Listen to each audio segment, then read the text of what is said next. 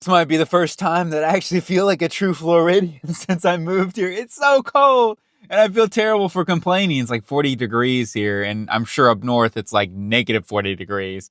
Anyway, I hope you guys are staying warm out there, having a good day. We have the mock to go over from Jordan Reid over at ESPN, predicting the first round after the end of the season. So ESPN's add up to their tricks. I'm still waiting for a Mel Kiper one. We'll see where the heck who's Mel Kiper? I'm sure he's about to come out with one very, very soon, but Jordan Reid's really good too. So let's go ahead and talk about this one. And Tennessee, going Cam Ward, quarterback, Miami, the Hurricane. See, for me personally, though, I just can't get on board with taking a quarterback at number one.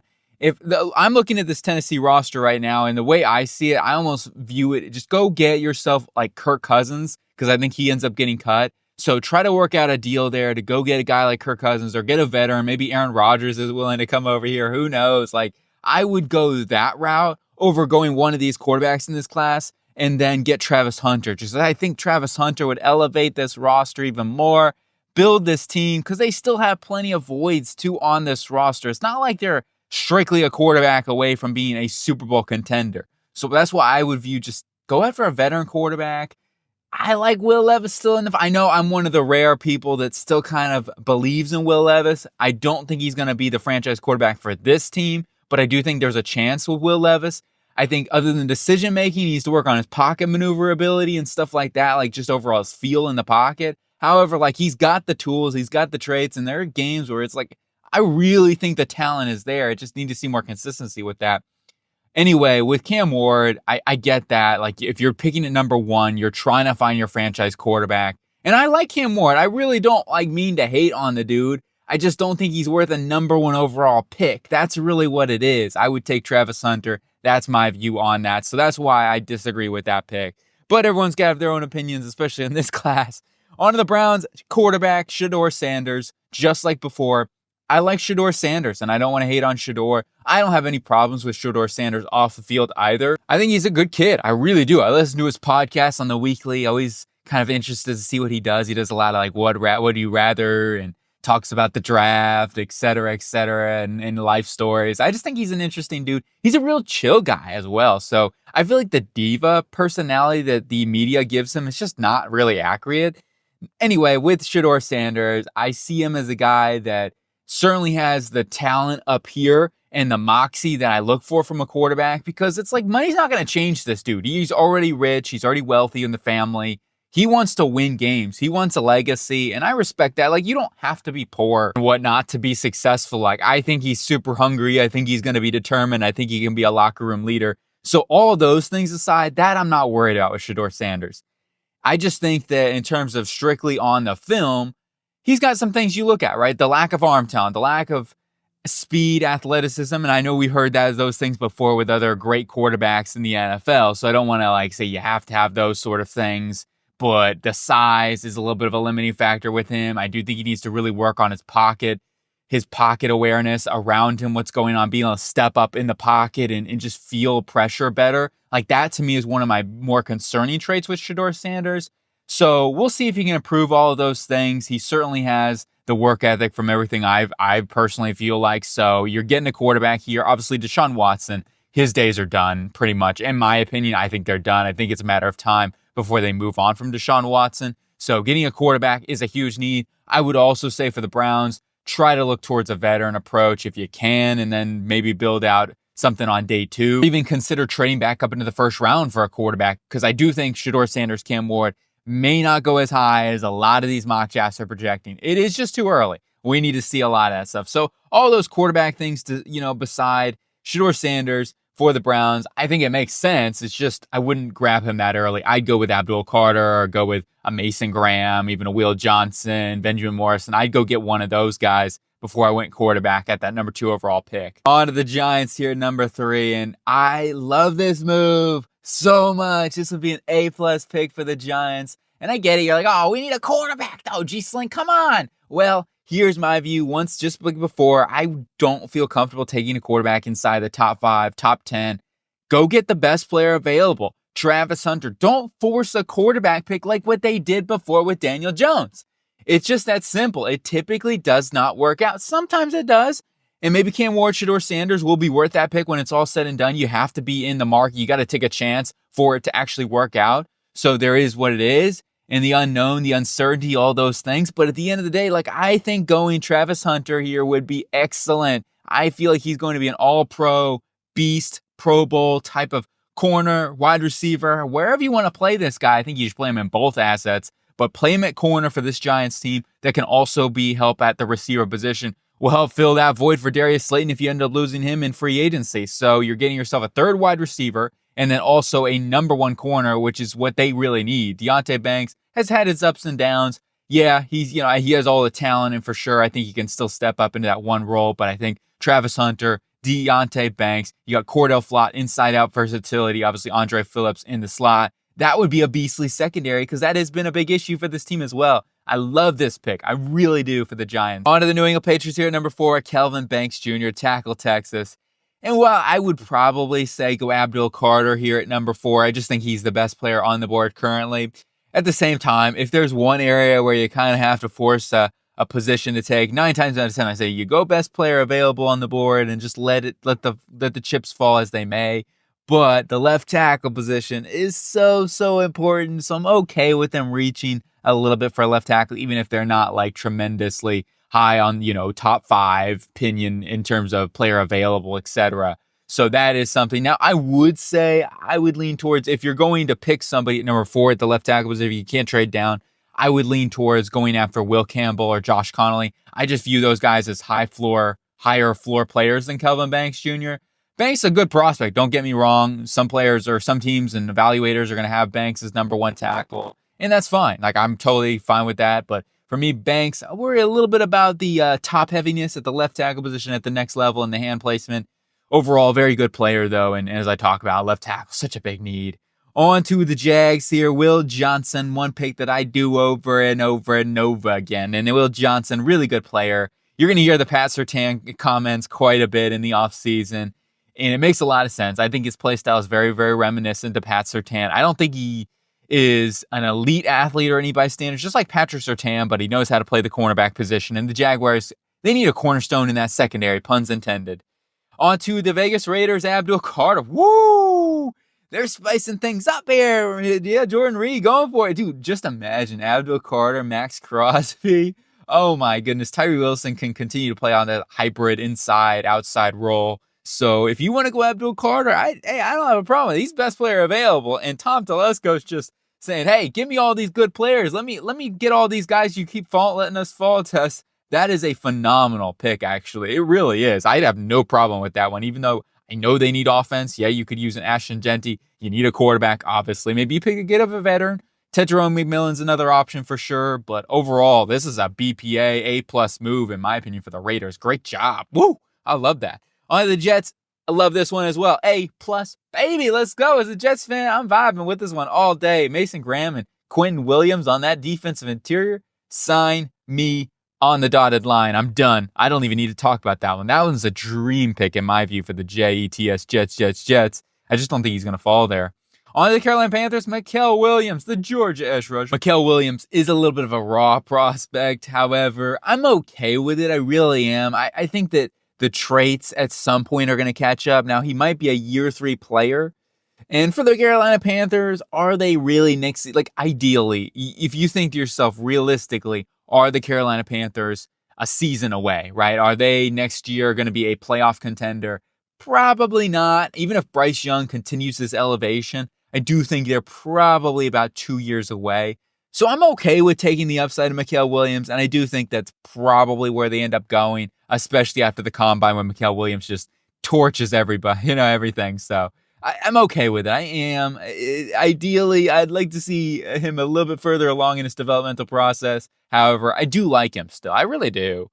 And then we go on to the New Orleans Saints. Aaron McMillan, the wide receiver from Arizona. And he's a stud. And you get yourself that size on the outside, especially with the amount of injuries they had at the receiver position this season. Chris Olave and Rashid Shaheed. They were down to practice squad guys, dudes that they could find. Marquez Valdes-Scantling was really their best option.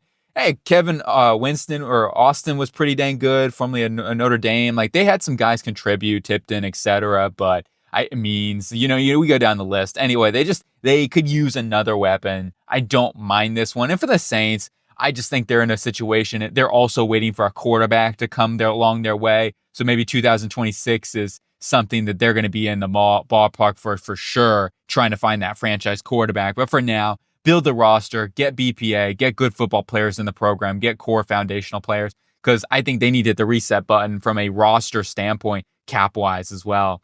On to the Bears, offensive line, Will Campbell. Do we need to explain this one? Now, for the Bears, he would probably slide into guard, put him in at left guard for Tevin Jenkins if he ends up hitting the market. Overall, they need offensive line. Protect your quarterback. He could be their left tackle of the future, or even right away. Who knows? 49ers, Shamar Stewart. Oh, man, that's a little high for Stewart, in my opinion. Now, Stewart is a freak athlete. We'll see how well he tested the combine.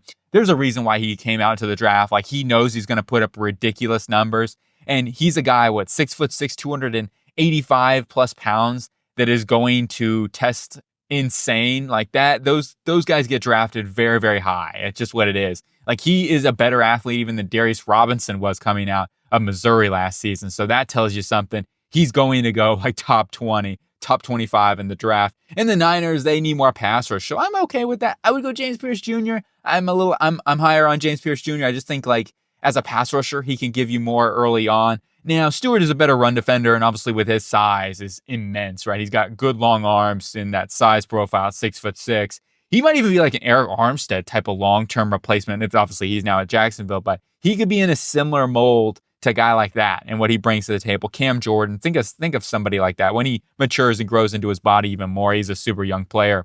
But they do need more pass rush, and I'm okay with that. Yetur Gross-Matos going to last year of his deal. Same thing with Leonard Floyd. On to the Dallas Cowboys, Ashton Jeanty. You're going to see everybody, including myself, mock Jeanty to the Cowboys. It just makes too much sense, and I'm sure the Cowboys fans are probably, I don't know, I'm sure they're happy with it. Who doesn't want Ashton Jeanty? I would, personally, but you probably, when you see the same mock draft over and over again, you're like, okay, here we go, another, Ashton Jeanty fill in, and boom, there you go. And it does make a lot of sense. They could use a franchise run, or even if you bring Rico Dowdle back.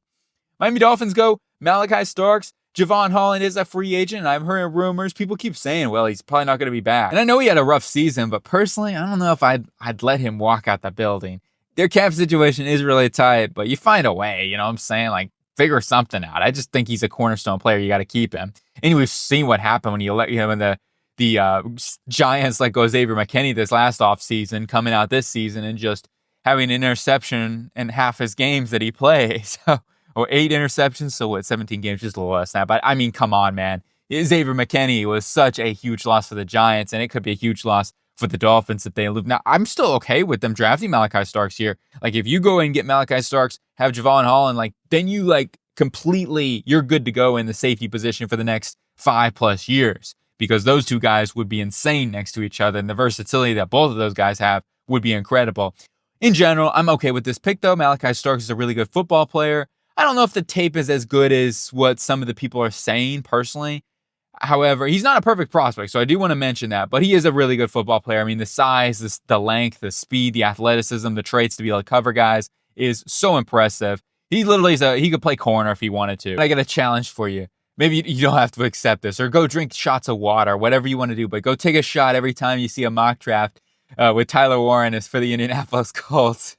You know what I'm saying? Just go search out there. But it makes so much sense. This Indianapolis Colts team, Shane Steichen, his scheme, using tight ends. They use a lot of 2 tight end personnel, one of the highest in the NFL that I have seen. They do it at a very, very high level. So I think it makes total amount of sense that they get somebody that can impact the receiving performance a little bit more too, and Tyler Warren can do that.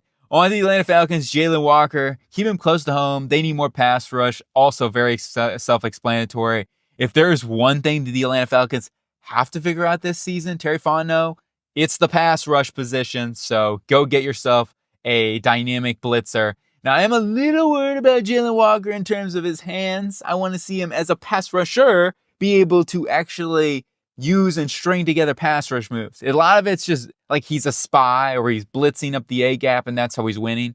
So I want to see him utilize those hands a little bit more, utilize more power. He's a powerful guy, don't get me wrong, but it's just not a lot of showing power, speed to power versus offensive caliber linemen at the college level. So that's something that I'm a little worried about with with Jalen Walker, but he is you talk about athleticism-wise. If you're going to bank on an athlete, this is an athlete to bet on, right? And he is just disruptive. He finds a way to make plays. I like that too, of course. You got to find a way to make a play. I don't care how you do it. Make a play.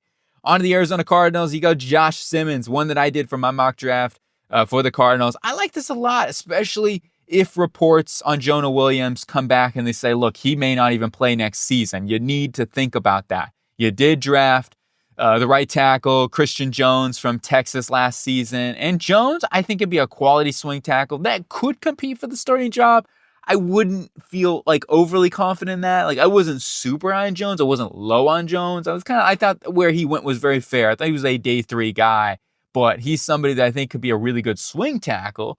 Ultimately, I would still very much consider a guy like Josh Simmons because I think he'd be the best player available too at this point for the Cardinals. Even though pass rush, of course, like Kenneth Grant, they need a big nose tackle in there. They could use another pass rusher off the edge. Those are two James Pierce Jr. would also be somebody. I would probably actually lean towards James Pierce Jr., but it does depend on the Jonah Williams situation. I think that's going to be critical for them to figure out how that's going to all work. Plus, he's going to last year of his deal too.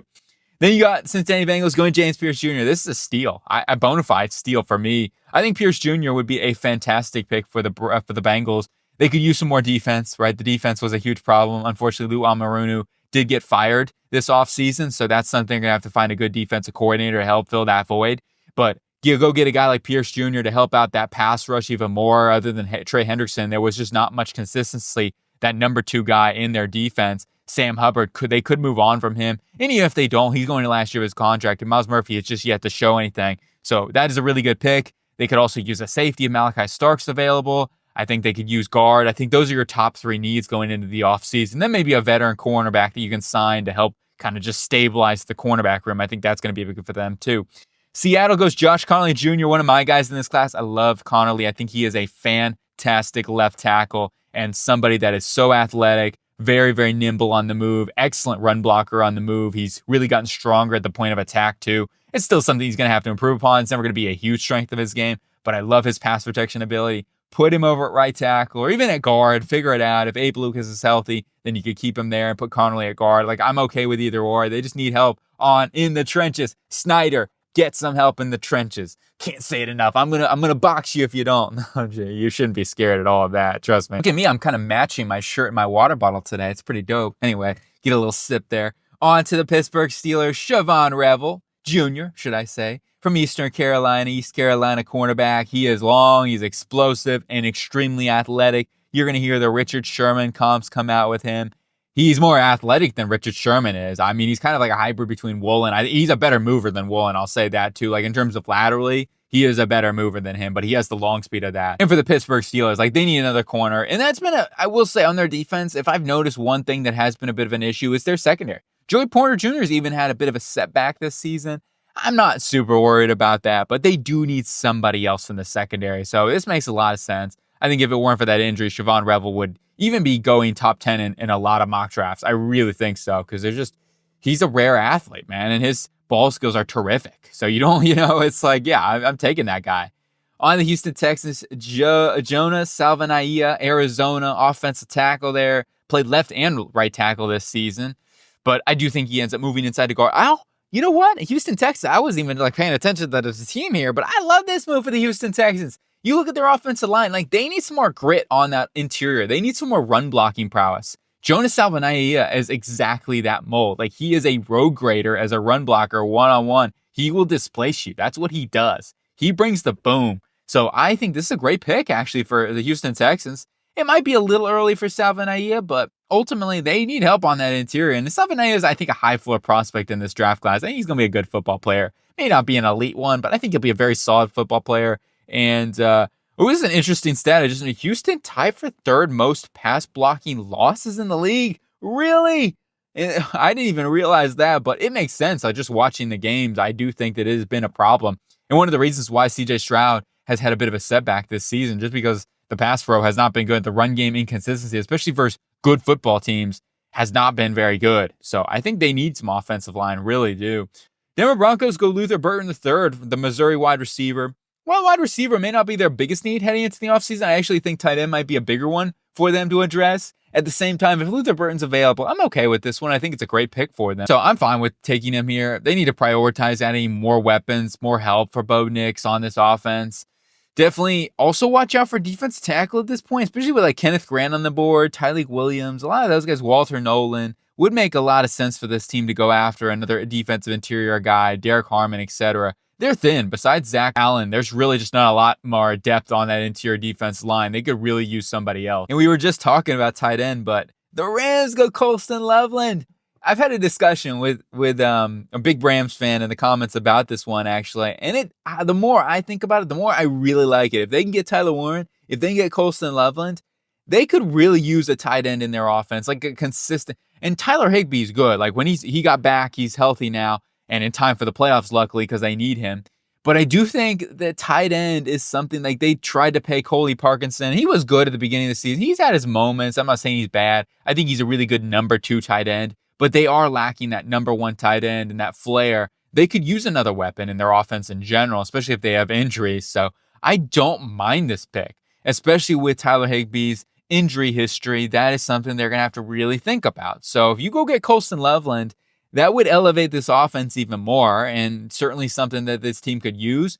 There's a lot of areas, though, the Rams, I feel like, could go. They could go linebacker, like a Jahad Campbell, if he's available, which he is. I think they could go after a corner. If Ben Morrison is available, that's what I'm doing. Okay, so Ben Morrison's available right now. That's the way that I would go. I'm telling you right now, I think Benjamin Morrison is going to be the biggest steal in the draft if he ends up coming out in this class. Barring that injury and all those sort of things, like I think he's going to be an unbelievable cornerback for whoever gets him. So somebody's going to get a steal on him. I'm curious to see if he will go in this mock draft or not. But Loveland's a great football player, and I don't have a problem with this one. I mean, I think it's a solid pick. I don't know if I would jump up and down about this pick, but at the same time, I don't think it's a bad pick either. I think it's a good one. Tampa Bay Buccaneers going Jahad Campbell. Just talking about Campbell, I think he is the best pure off-the-ball linebacker in this class. And he also has pass rushing instincts as well. Like, he can rush the passer off the edge. He did that for many times in the Alabama games this season. Like, there were times where they needed to. Their depth was thin at times, too. So I think you get Jahad Campbell, somebody that in Todd Bowles' defense is going to be able to rush the passer off the edge as an A-gap blitzer. But also, he knows how to drop back into coverage. Like, he's not one of these just athletes. He knows how to play the linebacker position, which is something it's hard to find, I feel like. So I really like Jahad Campbell, and I do think he is clear-cut the number 1 linebacker. I like Barrett Carter a lot. Stutzman's a solid run defender. There are some guys. Chris Paul is a good coverage all-around linebacker as well. And then you got some later guys, Nick Martin, etc., that I think will step up. Jamin Newmas-Johnson. Ultimately, though, Campbell will be like their replacement to Levante David, which is tough, okay? I mean, as tough as that's going to be. I mean, it's hard to fill those shoes. On to the Green Bay Packers. Trey Amos, cornerback, Ole Miss. You pass on Benjamin Morrison. I mean, no knock on Trey Amos. He's a good football player. But once again, no Benjamin Morrison. Oh, man, I'm cool. That is just wild to me. I would take Morrison. And I think he fits the Jeff Hafley mold perfectly, too, for their defense. And so does Amos. So I think this is a good pick. If Morrison was not on the board, I would be like, okay, really good move. And it is a good move. It's just, I would go that route. And Amos is really good, man. He's really sticky in man coverage. He's a good press corner. He's very patient in his phase. He doesn't resort to grabbing. He's not a grabby corner either. So I think he only had like 2 penalties this season. And then watching the film, he doesn't grab. So I really like that about his film as well. Clarify, every corner really grabs at some point, but you have to be sneaky about it, tactical, right? Just to, boom, a little jab step when the referee's not looking. Be like, hey, look over there, mate. But on to the Chargers. The Bulls go Kenneth Grant.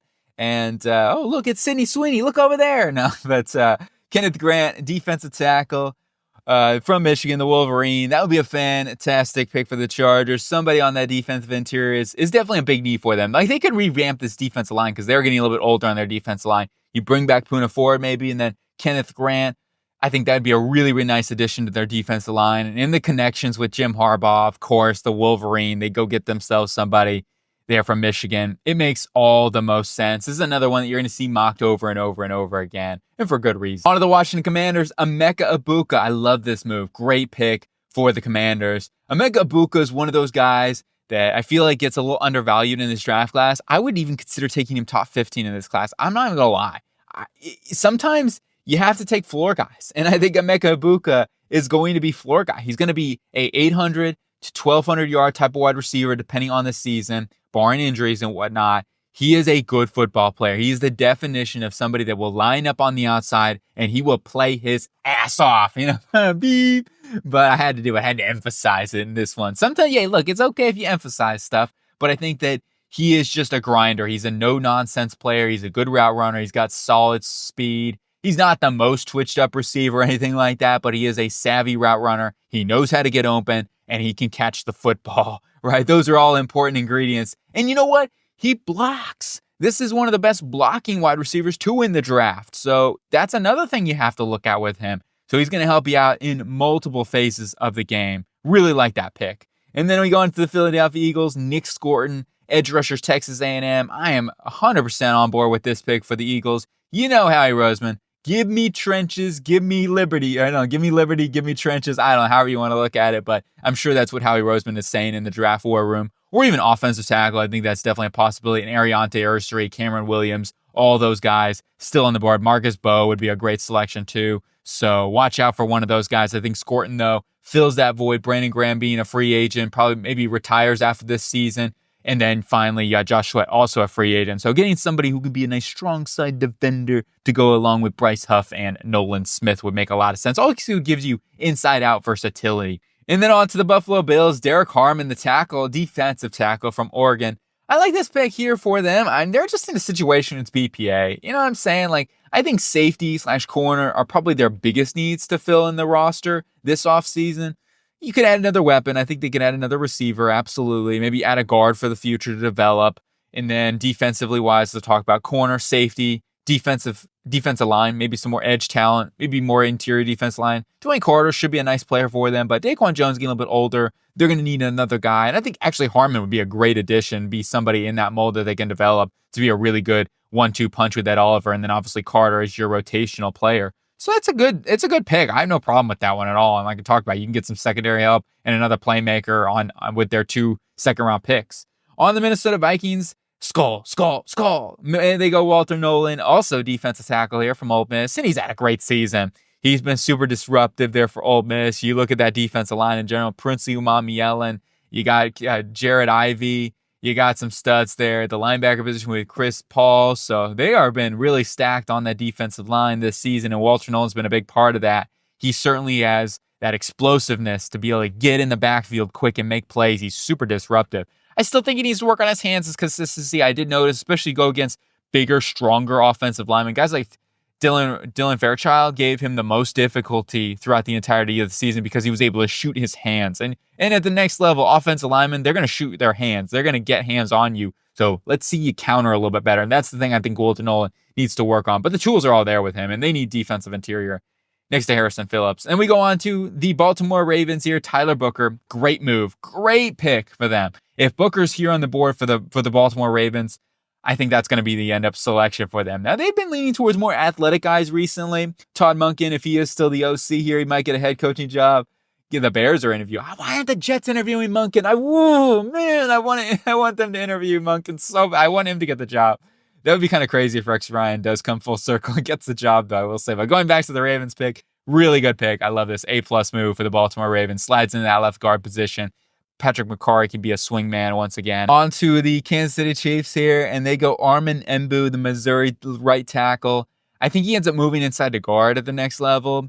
Now, don't get me wrong. He could play tackle. I do think there is a real chance that he plays tackle in the next level, specifically for certain type of teams that are play action heavy and whatnot. So I think that would make sense for Armin Embu, especially early on in his career. I just think his hand placement and his leaning, just in similar vein to like Kelvin Banks, whereas Banks has a little bit more size than Armin Embu does. But I do think they're in a lot of ways similar prospects. Both are very athletic, both are very strong, and both have quick hands. But I do think some of those limitations, such as the technique with the lunging and the hand placement, it needs to be worked on, okay? So that is something. He did get beat to the edges too, because sometimes he does try to lean on guys, right, too quickly. So he can get beat to the edge, and that technique needs to be honed in. And that's why I may move him inside the guard, because he has the strength to do that.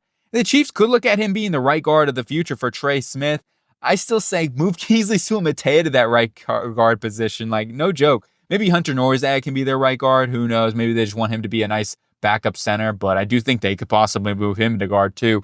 Overall, they need tackle. I would go Cameron Williams or Marcus Mbu. I feel better about those guys at the tackle position. I know you're saying, well, Mbu's also a smaller guy in terms of arm length. He's bigger, he's taller, but he's more like a Zach Tom. He reminds me so much of Zach Tom. His hand technique is just unbelievable. Now, I don't think he's got as good of like grip strength as Zach Tom did have coming out, but I think his hand technique is similar to like a Troy Fautanu coming out of Washington this past season. Anyway, that's a whole spiel about offensive linemen. Cameron Williams would be a fantastic pick too for this Chiefs team. Left tackle is the biggest area that this team has to address in the offseason, though. You have to protect Patrick Mahomes. You got other needs, of course, cornerback depth, defensive line depth, like a defensive tackle too, maybe another edge rusher in this room as well. So a couple areas this team could really look at. We finish off the draft with a banger from Jordan Reid. Mike Green, the edge rusher from Marshall. This would be an awesome pick for the Detroit Lions. This is strictly BPA in my view. I think Mike Green ends up going top 20. You know when Will McDonald went top 20 to the Jets and everyone's shocked by that? Don't be shocked when Mike Green goes top 20, top 15 in this draft class. He is unbelievable. He is stronger than people give him credit for. Like, you look at Ohio State, you look at VTech, the best competition he went up against, he was able to hold the point of attack well enough. He's not, I'm not saying he's an elite stack and shed guy, but like he can, similar like Nolan Smith coming out of Georgia, he's not afraid of nobody. He'll come in, he'll take a hit. He is just ready to go. And he is actually very solid in the run game. But as a pass rusher, oh my goodness. As a DPR player, you still have Jazarius Smith under contract, Josh Pascal. So it's not like Mike Green has to start right away. He can be a DPR guy early on in his career. And he knows how to get after the passer. You talk about a guy that has a multitude of pass rush moves. That's Mike Green. I love this move for the Detroit Lions. It's either guard / offensive line or edge. I think those are the two areas. Or Jahad Campbell, I think would be a great pick too for them. But Alabama. Unfortunately, LT Overton is not in this draft anymore. I would have loved that pick too for them. I think LT Overton is going to be really good next draft. I'm super excited about LT Overton. Anyway, great pick for it. Dan Campbell and Brad Holmes here at the 32 overall selection. That's going to do it, folks, for this 2025 mock draft after the regular season from Jordan Reid. Let me know your thoughts, your opinions. I hope you have a really good day, though. And we got the Tennessee Titans coming up next. Let's go.